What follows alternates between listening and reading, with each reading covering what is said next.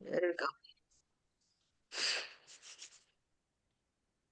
Hey everyone, how is everybody today? Debbie, how Doing are you? great. I'm All good. good, all good. Excellent. So we're here today to talk about the many faces of burnout. I'm Debbie Schuhardt, an executive coach specializing in leadership and with a focus in healthcare. I'm joined today by a group of very talented coaches, and I'd like to take just a few minutes to allow them to introduce themselves. So I'll give a shout out. So let's start with Husna.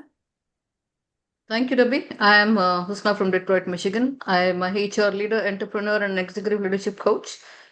And that's pretty much today here we here because Debbie is bringing something very interesting for us to discuss, and I'm looking forward to dive in. Thank you, Debbie. Thanks, Husna. Susan. Hi, I'm Susan Minaya with Minaya Learning Global Solutions. I'm an executive coach and a training and development consultant. And I too am looking forward to talking about burnout because I think many of us have been there at least once in our careers. For sure. Tiffany. Hi, I'm Tiffany Friend. I'm from San Diego, California, and I'm an executive coach and founder of Sunstone Leadership Group.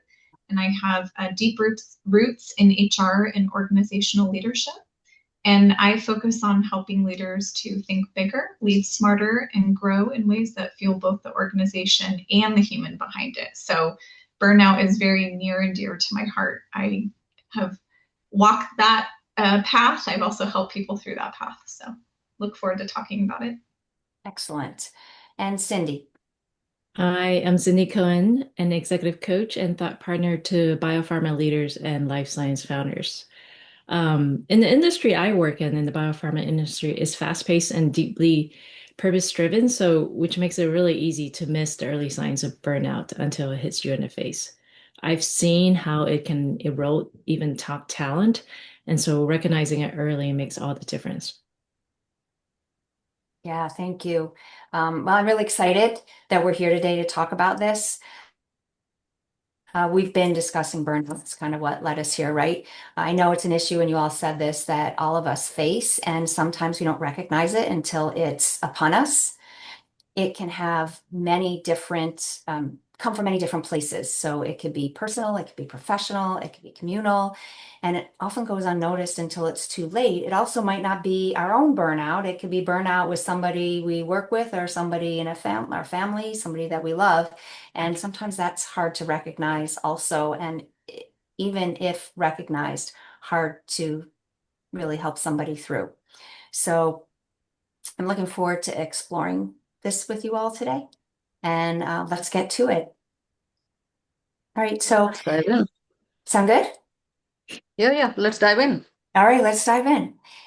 So we talked about burnout can wear many faces. So let's get some thoughts on some of the sources of burnout. Husna, what do you see as some of the sources leading to burnout, and how can differentiating between the different types of burnout help identify strategies to resolve them? Basically, burnout is, it's a very common word which anybody can think of, right? Burnout can happen. They generally say it's a stress which comes from either mind, either mental. It could be related to your physical. It could be related to health. It could be, most of the time it's been talked about from the work front, wherein caregivers come into the picture, be it leaders, or be it like housewives, be it dads, and the financial aspect of it, anything it could be. So for me, burnout comes with that kind of stress. It can relate to chronic if it is not addressed right away. But some pieces can be recognized, some pieces remain unrecognized yet. So when I talk about that, I'd like to differentiate burnouts, and maybe I would address the three or four of them. We can go with overload. When we have overload, like we have a bucket full of things, there is no limit to it. We keep on working. It's like I would like to use a metaphor of a weather, a thunderstorm. It just keeps pouring. It's like a downpour. There's no non-stoppable process to it. You keep adding, and there's to-do list never stops. So that's could be one. And how do you need to address that? Like at least recognize that piece, see what is missing, what is the boundary which you need to add to the particular aspect of it, and then work it out. Make sure that you're not really over challenging yourself or over demanding yourself, because when there are a lot of expectations set, then you'll keep on overdoing it, and there's no limit to it. They need to pause, they need to stop. So how do you do that? Tell them there's a boundary to it, draw boundaries to it. prioritize your list, and then share it, delegate the task. That's going to be one. And then we have something called under challenged burnout. It's like a desert with no rain, I would say. Wherein here, you keep on continuing to select people going to the same office 9 to 5 job. They don't have any creativity. They don't have any prospect to something new what they can add into. Or rather, they're not doing anything except the same repetition of taking care of the log of books, whatever they have, trying to maintain the client calls, and that's it. Not no curiosity, no creativity. So I would say that could be an under challenged burnout. And how it feels like an disengaged, not really putting any kind of a creativity or curiosity, and that comes with like it's like a mundane, it's nothing like happening around that area. How can you differentiate? People always burn out comes with like overwork, they say here, and then they feel that if the rest it's going to be all right. No, it's not about the rest. It's all about reignition to your own energy into positive elements of it. And how can you really, what is the strategy? Request for responsibilities and delegation. Reconnect with your long-term goals and see what is the personal goals related to that. What are your professional goals that you need to achieve? So I would say that. And sometimes there's also, I have come across neglectable goals, neglectable burnout. Here, it's like a leaky roof which is keep on pouring and we keep on patching that, right? And here what is happening is there's no proper guidance, there's no proper of I would say nobody's understanding your autonomy. You just keep on kind of doing whatever you're doing, the expectations are set, and what are you doing? Just keep on working with no immense satisfaction to it at all. So what is that? How are you going to recognize? They say that it's all because of work. If you need to rest, we can really go take a couple of days off and then you'll be all fine. No, it's not that. Here they're really blaming the work atmosphere. No, it's not that. Reignite that process, change it up. This thing needs a strategy. This needs to be addressed. Go talk to people. Go really understand what is causing the root cause of the problem and try to address that. And then we have something called ethical burnout. I come across this a lot because when you're aligned with your discipline, the values and morality, that becomes a problem because you see a lot of things which is happening across the globe around you inside, be it ethical leadership, be it authenticity. Today, I don't see that at all. For me, I struggle a lot with that because when I really see something wrong, I need to address it right away. If I don't address that, then it really sits on my shoulders. At least if I see that, notice myself, then I'm not only really putting a bar around me, I'm also nearly not able to deliver the best of me. So really address that. If you think there is a capacity for your own thing that is not really, you're not possibly breaking it up. If you as a leader do not demonstrate that authenticity and ethical practices, then you're not helping your team as well. So I believe go back. It's like walking in a fog. You're continuously walking without knowing which direction are you heading into. So basically align with your values, align with your perspectives. This is where you need to stand out and say if something is working for you and something is not working out for you. So this is some of the little things which I feel can cause burnout. So I'm sure there's more. It could be health, it could be adding more to including the kids, including your husband. You can get burnt out. That's family for you. And a little bit about what I understood from burnout, Debbie. Thank you. Thanks, Husna. I heard a lot of things in there. Overload. I heard about the importance of reigniting.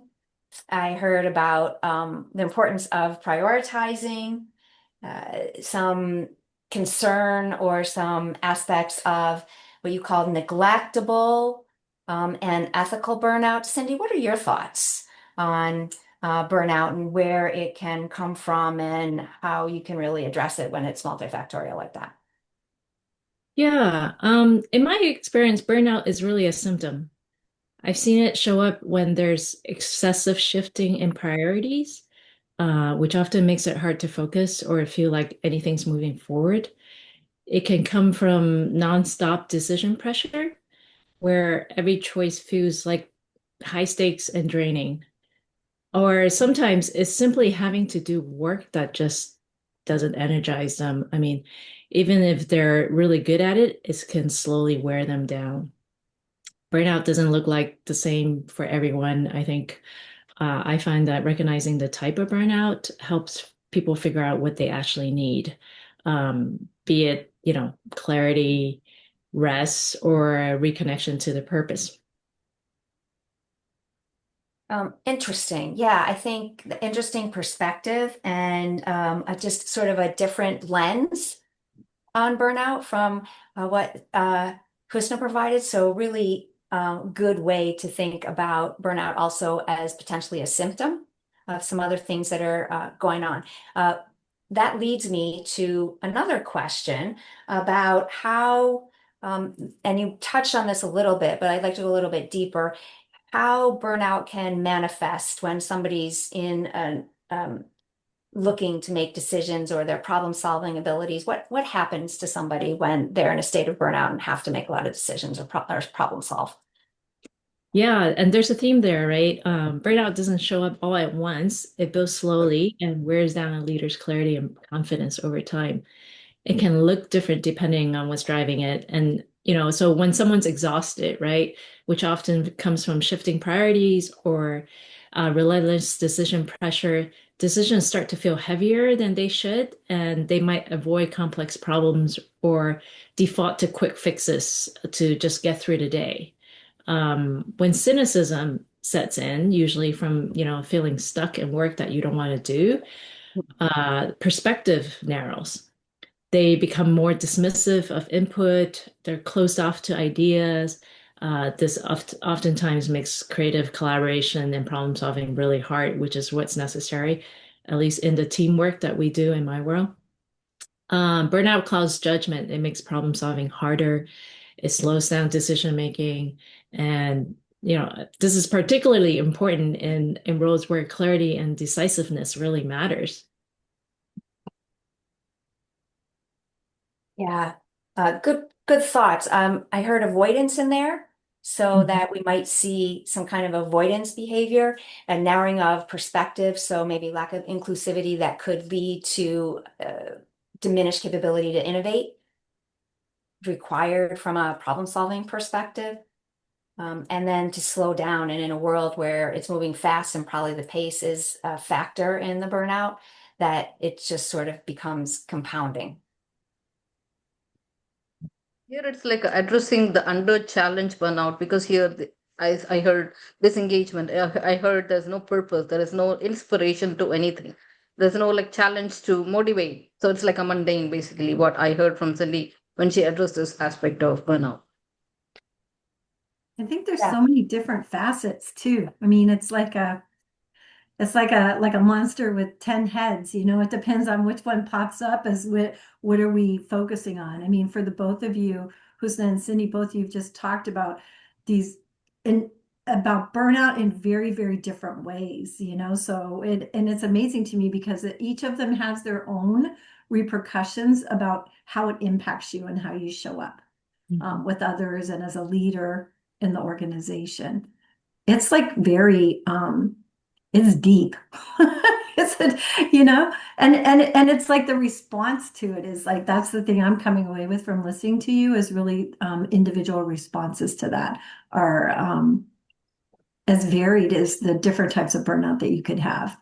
And we live in a complex world too, so that makes all the more challenging, I think, for people. Definitely doesn't make it any easier. And I think that's a good opportunity for us to move on. I think, Tiffany, you had talked about some universal strategies or practices you recommend. Yeah. Now? And what I'm hearing and kind of what I had thought about when we were going to take this topic on is that the universal truth is that burnout, it doesn't discriminate. It can be, a lack of purpose. It could be overwork. It could be hard life circumstances. It could be caregiving responsibilities. It could be financial. There's so many different things that can cause burnout. Even things we're really deeply passionate about, we can get really head over heels into that project and burn ourselves out and not realize it. So the strategies that I see that help, regardless of the source, it really comes back to me. The way that I look at burnout is really about, it's like a slow disconnection from yourself. Whatever it is that's happening that's causing the burnout, it's just causing you to get away from yourself. And so what I see as the overarching strategy is reconnection. And there's so many different ways that you can go about that. But some of the ways that I've seen to work really well, the first step would be awareness. So you don't always notice that it's creeping in because it just becomes the new normal. it's just a busy season, or it's just hard right now, or, once we get through this, then it'll be better. And I think the better question we should ask ourselves is, am I just energized? Or am I energized, or am I just surviving the day? And if it's about survival, then maybe taking that step back and going, okay, well, I need to kind of look at how I'm spending my time and energy. And if you don't have a choice, maybe currently you don't have a choice in the circumstance that's burning you out, you might have to find micro ways of re-energizing yourself, even though you still have to deal with that hard thing, or perhaps you need some time to kind of work through the logistics of taking that burden off your shoulders. But you may have to find ways within that time frame just to reconnect with yourself. And that can look like many different things depending on who you are and what energizes you personally. The second thing is boundaries. So not rigid walls, but just conscious choices. So setting the standard hours of your day, auditing your calendar, eliminating low value tasks, defining personal commitments that matter to you. I know Susan talks about shutting things down. Like, she doesn't look at her emails from Friday to Sunday. You're not going to get her. So just, let her be. And those are hard boundaries. And that's probably because I'm sure Susan at one point looked at her possible burnout or potential for it and was like, I have to stop doing this. I need this space. Yeah. So it's important that we speak up for what we need and really decide what deserves our time and what doesn't. And remembering that your human body, it needs care. You can't just ignore it and expect it to work, both in mind and body. And then connection. Burnout loves isolation. So being around others, having a good conversation, a good laugh, being seen can make all the difference. And then finally would be to reclaim your joy. So do things that have nothing to do with achievement or your to-do list. Things that remind you of what it's just like to be a human being, not a human doing, whatever that looks like for you. And then, these all sound really simple, but they're so powerful. And I feel like burnout doesn't really need a perfect plan. It just really needs small shifts just to get back to yourself and just really reconnect to the core of your being, to help you see it from a different lens and to just be able to take that move forward to something more sustainable. There's a lot there. So that was awesome. Thank you. So I heard awareness. I get four things, I think: awareness, boundaries, connection, and reclaiming joy. Yes. When you think about this, is there some kind of priority that you would give one over the other? How do you sort of see these? How do you help somebody work through all of that? Yeah, so definitely awareness is the first step. Really, that would be the first priority, is just understanding when it's creeping in, but also an awareness of what is carrying more weight. So you may have multiple things that are happening, and so need to really unpack, okay, well, in which areas do you feel the most burnt out and why? Is it a time thing? Is it an energetic thing? Is it maybe an emotion thing? And really start to work through what is weighing most on you. And then unpack within those things, okay, now how can we create those boundaries? How can we do things to allow you more space to reconnect with yourself?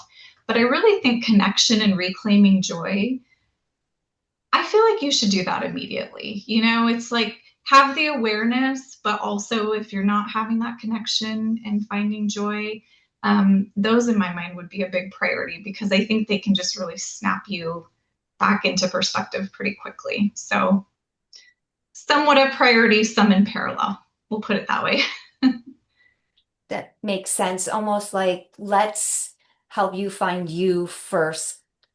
Is there something you can do that would immediately reconnect you with something that is joyful for you, or give you space to do that, right? And then that may open up the world to be able to do some of the other things, and maybe that helps with awareness also. Yeah, I really see boundaries as, in my mind, is probably the hardest thing. It's an action. You have to do it, maybe a little uncomfortable. connection and reclaiming joy, I think, are a little bit more easily attainable. So for me, I would go on a hike. I'm feeling the weight of things. I would go out, I get in nature, and just that refresh and that reset, I could come back and be able to then focus on, okay, what is my path forward? Where do I need to set boundaries, evaluate my time, things like that. So you might need that clarity to come into that space. I think sometimes, right, we talked a little bit about how it's really, burnout is slow, right? It's hard, it's easy to miss until it hits you. And so that self-awareness, understanding, you know, where your boundaries, I mean, to Tiffany's point, where your boundaries are is very important for understanding when you start to feel burning out, right? Because it's not so easy to recognize, I think, if you're not self-aware. Mm-hmm. That is a great segue, Cindy. So thank you very much. As we move on, this has been a great discussion. I just want to move on, take maybe a little bit of a step back. We've been talking really about different types of burnout and sort of reconnecting. Susan, what are some early warning signs? Well, I think we've talked about a lot of them. I think when you're going through burnout, think about people that you've been around that are going through that. Think about when you've done it yourself. I think there's a lot of things that can manifest, I think, because of that. Because when you're burnout, you're stuffing stuff inside, which means you're just layering and layering and layering things in there and dealing with things that really need to get out and be reconciled, right, for yourself. I think we see it through fatigue comes up. I'm just tired all the time. I'm just worn out.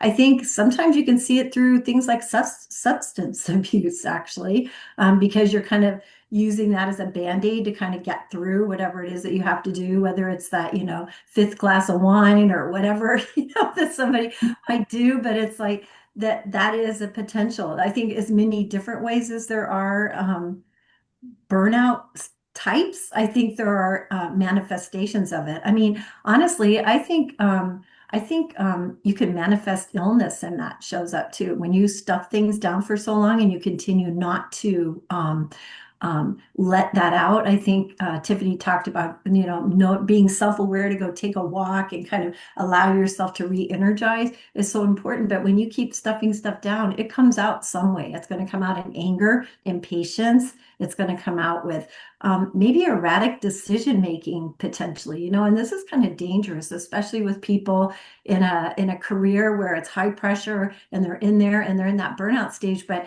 you might be making decisions that could impact other people or actually impact yourself. You may feel like I'm done with this, like you just had it to the end. You can't deal with it anymore. And what you do is you make these erratic decisions that are really not well thought out, and really don't allow you to kind of get to the root of what is the challenge, right? You could talk yourself out of a job because you think you hate your job, when in fact, maybe that's not really the fact. Maybe the fact is you love this work. You just let all this crap bog you down around the outside that you have to figure out what's getting in my way. Like, why am I allowing this to happen? And what are some things I can do to create more space? Because I think the biggest thing is we talked about these, as long as it's a slow burn till you get to the firework, right, of burnout, I think unwinding that takes time too. And I think that's what you have to think about. It doesn't happen overnight. I just have joy. It doesn't happen overnight. Like, I have these boundaries. It takes time to do that. And I think that's one of the biggest challenges of burnout. And being able to have some type of a thought partner as a coach or a friend or somebody that will be able to be there to help you kind of slow down or call out when you're demonstrating these behaviors. I mean, I think those are the things for me. And I think we talked about cynicism and I think just your physical capabilities. When you see people that are burnt out, I think a lot of times you see people that aren't taking care of themselves mentally, physically, emotionally, so they may not be working out, but they're not doing that walk, so I think it's just so important to really train ourselves, or we're understanding like where is our place we need to go when we're feeling that. When I started looking at this, I was thinking, what's the difference between overwhelm and burnout? Because that's kind of an interesting difference, right? But really it's like overwhelm is something short term, burnout is long term. And I think Cindy brought it up too. It takes a long time to get there, and it takes a while to unwind. So I think with burnout and coaching people, man, I hope that you get that support, at some point through a friend or through a coach to be able to help you through it, because it's not just something that you fix in a day or fix in a week or whatever. It really does, as Tiffany said, take the discipline to be able to examine yourself and your prioritizations for, how are you going to unwind out of this? Because I don't think you should be making decisions when you're at the pinnacle of burnout. It's really like, how do we talk us back down to back away from it a little bit, so that we can look at it more holistically to really understand what kind of strategies do we need to employ. Is it that we never say no? Is it that we really don't like our job anymore? It's like, what is really the root cause of that? I think is important to understand. I sort of went beyond your question, Debbie. No, that's great. And you actually sort of led me to another one to think about. So I'll sort of throw this one back at you. We've talked about addressing burnout once we're burned out, once somebody has reached the burnout stage. But there are some things that we can probably do to prevent. And you all mentioned awareness and some other things, but there are probably some other strategies around, sort of bracing yourself or protecting yourself from burnout. Anybody have any thoughts on that? Do you want to start, Susan? Because you kind of led us. Well, I know for myself, nature is a healer for me. So I'm like, for me, like even at work as an executive, if I reach that point, and I've been there where you can't, like, you just feel like you're walking around like a zombie. You feel numb, like, emotionally, and just like you're responding to questions. You don't really have, you're not, it's like your whole self isn't there. And I think joy was a word we talked about. There's really the joy is kind of lost. And I think just going out and taking a walk and separating yourself from that environment is a way that, when you start feeling that way, to give yourself some grace and time to be able to separate yourself from the place where you're having that burnout. If anyone's been a caretaker of aging parents, and have done that, and that's really challenging for people. How do you keep yourself happy, or, in a state of grace, if you will, with the people that you're caring for, that you don't let them just like suck the life out of you, because it can do that. So I think we brought out all these different ways. But for me, it's like separation is really critical. And I think that's why, for me, I take a break on weekends, because I love my work, but I can become a work junkie and just dig deep and just keep going, going, going, because I love what I do. But then you raise your head and you go, but that's all I'm doing. That's not fun. I want to go play with my grandchildren. I want to go, like, walk in the park or go garden in the backyard. So do some crafts or do something that are different than what I do every day for work, or for caregiving. And I speak to those things because I've been a caregiver, and because I've also, been an executive that's like, I don't think I want to do this anymore. I need a change. But slowing myself down to decide what is that change, and don't just go off half cocked. Really give yourself time to really process it. I don't know if that was helpful, but No, very helpful. Tiffany, I just want to throw that back to you for real quick, because you had talked about some of this when you talked Yeah. about sort of resolving burnout or managing burnout. And I think there's definitely a relationship. So, as Susan's boundaries, for example. Yeah, for sure. So I think one of the most powerful tools that I see, and I used it a lot myself as well, is that it's just that reflection piece. So maybe that's a daily end of day check-in, asking yourself, where did I feel most drained today? What gave me energy? Maybe setting yourself up for success for the following day or for the rest of the week, to be able to do more of what gave you energy and less of what drained you. Maybe it's journaling.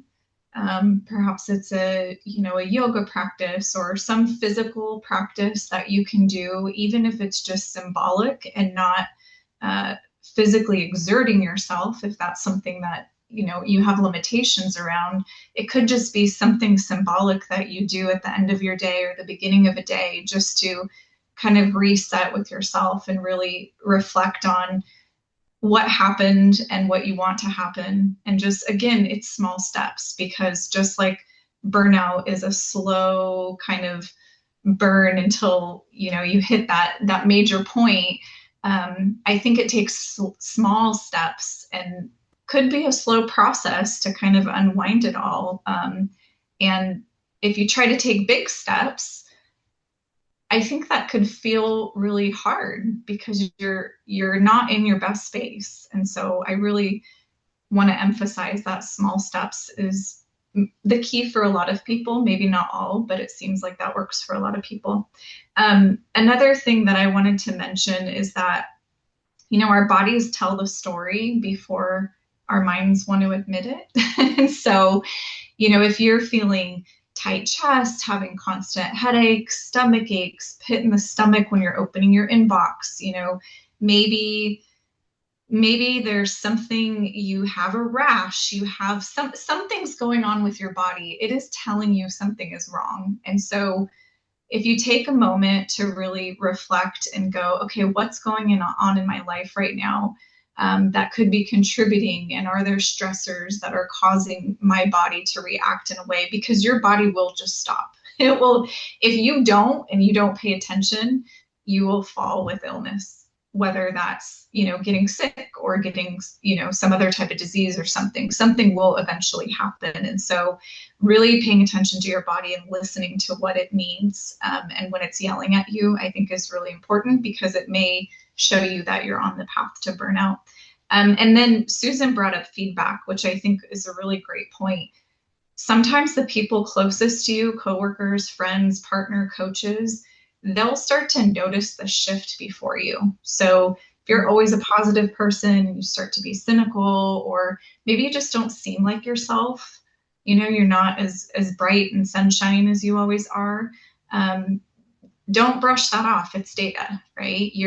That person knows you well enough to understand that something might be a little off, and you should take that into consideration to understand where is that coming from in your being. And intervention early, I think, is kind of what we're all saying, right? Don't let it get to the point of where you're crashing and burning. It's like, notice the cues, understand how you react under the pressure and the stress. And when you start to see that, take immediate action. Small steps, but immediate. Yeah. Oh, makes a lot of sense. So we've got just sort of want to round the conversation out and go back to Husna for just a quick question about, and you were started to go down this road, Tiffany, about what it's like working with people who are living with others that are experiencing burnout, and how can they be supported, and what do they need to really do to not end up in the same place and to be supportive of whoever they're working with or their loved one. Thank you, Debbie. I simply loved what Tiffany said, because that was what I was trying to address actually for the next question of me. So she addressed most of it, including feedback. So while listening to Tiffany, I made some notes. I would like to address that. So it's like basically a person who's experiencing this burnout and staying with the person, or rather being with the person, something like being in a current. They're standing by the shore and they're trying to pull them out of by the tide, right? That's the experience I feel when you're with someone who's going through a process of burnout. So what I did was, while she was talking about introducing boundaries, normalizing it, calling out what exactly is burnout, who's experiencing burnout. And it's not the person who is experiencing, probably who notices it, what we can do. As you know, from that kind of a perspective, I have to add, from a HR leadership or from a executive coach standpoint, I would say call out, normalize it, call out the emotion and name it. Tell them you're really here to help. Add some perspective to it. And from my standpoint, I would say, self expectations are bigger expectations what we have from my experience in terms of burnout. Slow down, just take a step back. And I strongly believe man proposed, God disposed. Accept that analogy, whatever God has laid out in front of you. That could be one piece to understand your own emotions, your own awareness, and just don't talk about awareness. Have some actions around it.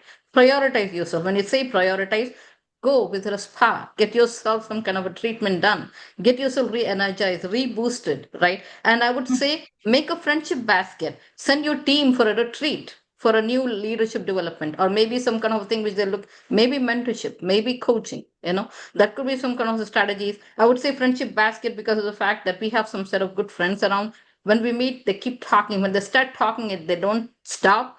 There is a piece to recognize that they are going through a piece of burnout. So I personally would create a basket for them, put in some kind of a pamphlets, put in some kind of a, gift thing, hampers, and then tell them, oh, go visit the spa. I think you need it. So I literally force them to go visit a spa. So that is my way of telling my friend that I'm here with you in the terms of burnout, whatever you have. And in terms of leadership, I would say, I'll tell my team, looks like there's some piece of it which is missing. Maybe you're not being creative. Maybe you're not using your talent excessively. If you're something that is missing, I would want you to go out and get yourself trained, get yourself exposed to a new leadership quality, or maybe some kind of a different program. Go for a retreat, enjoy your time with the family, because this piece of recognition comes in because I'm doing the change management facilitation soon enough. So that is the one piece of me that I'm going to add up in my guide. So when I say that, these are little pieces which can really make a big difference, I would say. Action oriented self awareness steps. It's not about being self aware. It's not about the feedback. It's not about you. It's about the other person as well. When we have this little piece of recognition, what are the some action steps you'd like to take to normalize it, to draw the boundaries, to create some action steps, reflect, and make some concrete steps towards the change which you really assimilate, make an alignment, not with yourself, with the environment, with the people around you, and also absorb, assimilate, and create the space for your own mind to change it up because you deserve, pat your back and say that I deserve to be happy in the moment wherever I am. Mm. Hosta, I'm curious about from the HR leader perspective, I also have a background in HR, and I feel like a lot of people come to us in these states, and often it's just providing them some space to feel heard and understood and seen, and it really doesn't take much to help them kind of shift gears. Would you agree with that? Yeah, of course, the energy shift, what we say. In a coaching environment, when we say changing perspectives, listening actively when a client is talking, supporting them in their own space when they bring in a lot of emotions, giving them the support. Similarly, I would say the HR leader, when people come in and talk about it, give them the space, hear them. That is more important. Hearing, I Mhm. also sometimes tell those people, if you cannot talk to me, record your voice and send it to me, because that really acts like a positive psychology element, acts really good in the space wherein you record and send it, because what, there's no heated argument, there's no like a disparity or disconnection which is happening, there's no resistance which is building up. Here that voice makes a difference because it acts positive energy around it. You hear in a very calm way, and they are sending in because they're stressed out, they want to talk about it, they have loads of it. If you really don't have time, please hear them out. Medium can be any. They don't have to come and face to face talk to you about, start complaining, and you already have your loads and get agitated. That could be a face to say, okay, you want to tell me something, just go ahead and record me your voice. That voice acts as a mediator to support into action oriented stuff rather than just resistance stuff. So I believe these, yeah, I agree, Tiffany. When our team comes in, ask us for something, please be available. It can be you, Yeah. it can be them. We need that space Mhm. for growth. Yeah. And also not allowing their burnout to then create burnout for you. So, Absolutely. you're around people that are burnt out. I mean, as an HR leader, I see this a lot where, all the leaders can be burnt out in different cycles and seasons of their professional careers, and really talking about it, being honest, those honest conversations and just naming the feelings, like you said, I feel like has led to a lot of breakthroughs and allowed not only the person who is burnt out to have a different perspective, but also allows the person who's helping that person with burnout to not succumb to burnout themselves or to go into that kind of more cynical thought process or feeling stuck. They're able to kind of pull out of it together in a really co-active way. It's really nice to see that. That's a synergy, actually. I would say that's a synergy which we talked about energy part, There's a Yeah. transfer of energy which is happening here. The positive, there's a negativism which is already there because of burnout. And you, as a leader, any kind of a leader, not necessarily HR, any leader, we hear them, we really support them in their journey. And, that's the positive energy which you're passing on. That itself really releases that. It sheds the negativism, whatever it's carrying, and that loads, that takes off the load, that emotional load which they carry on their shoulders in terms of not delivering, or maybe having a lot of things on the plate, and they want to eliminate some of them, delegate responsibility, naming out, calling out, action. Everything will come into the place of energy when we create that environment of synergy for them. Be approachable, be nice, be kind, show through a kind of gesture. It's required. Burnout requires that kind of a gesture, because that creates an alignment for you to be surviving from your internal burnout, what you have, to your external energies. Because when you absorb those energies, there's a calm, there's a peace which comes with it. Yeah. I think when you mentioned about naming it, is so powerful just to be able to say, because usually with burnout, there's always that stuffing, and we're never like, we're just taking it on and taking it on and taking it on and taking it on. And then, you never really take a moment to say, you know what, I'm really just like pissed that no, everybody just keep giving me this stuff, or like, like it's like there's so just saying what makes you frustrated or why you're feeling like that is very powerful, because the term, once you name it, you can claim it, right? You claim it, Yeah. you can like do something about it.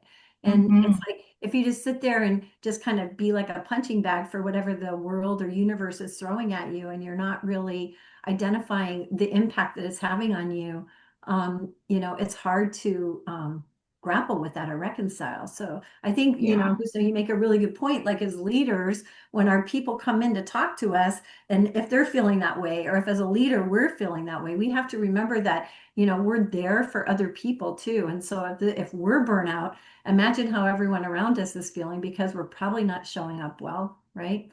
We are Mhm. probably like not doing great leader stuff at this point in time, right? So it's like we have to be kind to ourselves, but also when our employees come in and they're feeling burnout or they're feeling overloaded, to Husa's point, you have to allow them the space to say what they need to say, and without repercussion, right? It can't be like, oh, you got to be like, this is a safe space, and Right. you're allowed to get that out. Yeah.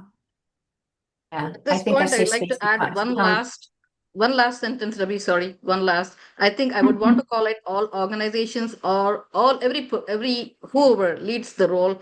Please have some space for the leaders to at least share, come and talk about their burnout. Give them some space to be whatever they can be. If the organizations do not support this space, the leaders also will get burnt out one day, and then it's going to be a problem for everyone. Please give them the space to grow. all right. Thank you, Husna. You all did a great job summarizing and kind of getting us to an endpoint. I do want to go back to Cindy real quick. And as we moved on sort of to, or back to kind of professional leadership, professionalism and leadership, and kind of the role that has to play in burnout and in supporting people, as well as understanding yourself as a leader when you might be impacted. So Cindy, any last thoughts on that, or I'll open it to you.